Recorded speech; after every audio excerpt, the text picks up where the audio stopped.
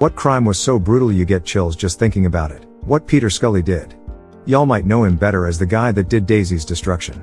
Please be wary of looking it up. What happened to Junko Furuta will leave you hollow. The David Parker raise mutters.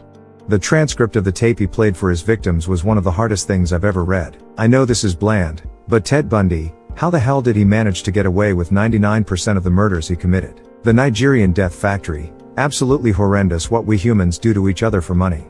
Such vile inhumane scum. Sandy Hook. My daughter was the same age as those kids at the time. Everything surrounding Jonestown. Once as a kid I caught a documentary about it on PBS, just straight over the antennae TV at maybe 8 p.m. and it was one of the most graphic things I've ever seen on TV.